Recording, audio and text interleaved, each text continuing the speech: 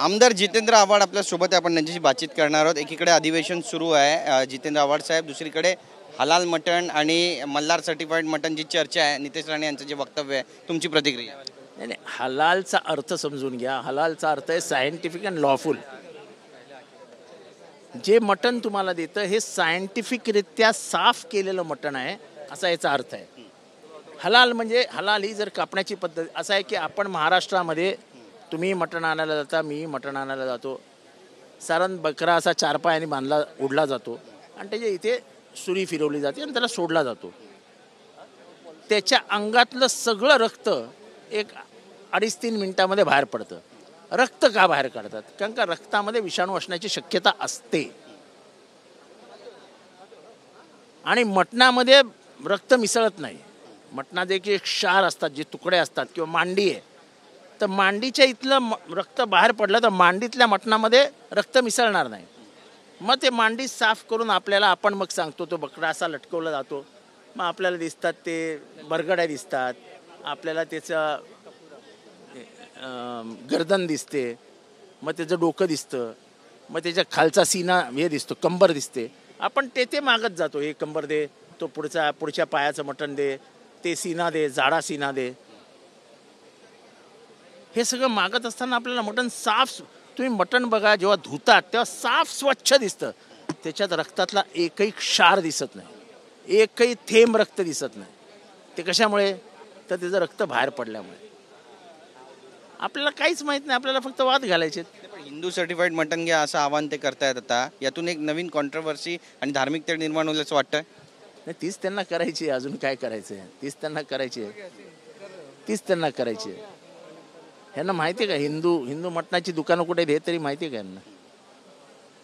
हिंदू खाटक किती उरलेत बाजारात हे तरी माहिती आहे का यांना?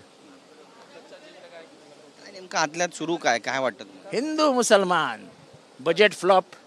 आज सगळ्या वृत्तपत्रांनी बजेटची चड्डी काढून टाकली, चड्डी नागवं करून टाकलंय बजेटला। आता या नागव्या बजेटला झाकण्यासाठी काय करायचं? बकरा आणून ठेवून द्या समोर। म्हणजे जसा कोरटकरला आणि सोलापूरकरला वाचवायला त्यांनी औरंगजेबला समोर आणून ठेवला, तसं आता बकऱ्याला आणून ठेवलाय बजेट वाचवायला। कधी संभाजी महाराजांबद्दल कधी चॅलेंज आहे सरकारला, हिम्मत आहे ना? संभाजी महाराज की जय। संभाजी महाराजांमध्ये ज्यांनी विकृत लिखाण केलंय त्यांचे लिखाण आणि त्यांचे साहित्य आपल्या महाराष्ट्र सरकारने बंदी घालावी। संभाजी महाराजांना बदफैली म्हटलं आहे, ते दारू प्यायचे असं म्हटलेलं आहे, त्यांचं चारित्र्याबद्दल शंका व्यक्त केली। सगळं जे काही टीका करायची आहे ती संभाजी महाराजांवर केली आहे। त्या संभाजी महाराजांना आम्ही कायम शूरवीर मानत आलो, कायम। आम्ही त्या साहित्यावर विश्वास नाही ठेवला, पण आता हे नवीन प्रेमी आलेत, अजितदादांसारखे नवीन प्रेमी आलेत, संभाजी महाराज की। त्यांची त्या राजसन्यास वाचा आणि राजसन्यास वाचल्यानंतर सभागृहात सांगा राजसन्यासमध्ये लिहिलेलं खरं आहे का खोटं आहे? नक्कीच। खोक्या भोसल्याने काल TV9ला इंटरव्ह्यू दिला, पोलीस शोध घेत आहेत, पण आरोपी अशा पद्धतीने इंटरव्ह्यू देतोय। TV9ला सापडतो, पोलिसांना सापडू शकत नाही, व्हिडिओ व्हायरल होतात, त्याच्या रील्स व्हायरल होत आहेत। गृह विभागाचे जे जुने पोलीस अधिकारी आहेत त्यांचं ट्रेनिंग घ्या,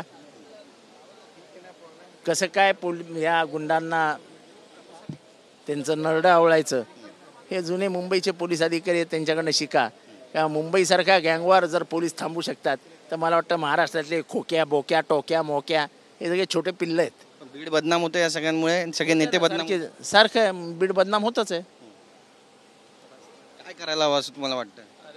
काय नाही, तर खोक्याला त्याचे नाळबंदी, मला माहीत नाही आता आधुनिक महाराष्ट्रामध्ये किती जणांना नाळबंदी माहिती आहे। नाळबंदी हा एकच उपाय आहे।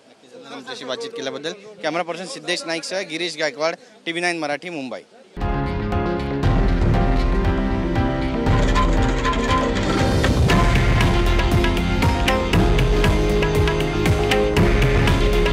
हे आहे देशातील नंबर 1 न्यूज नेटवर्क आणि आपण पाहत आहात TV9 मराठी। काळजी तुमची, हित महाराष्ट्राचं।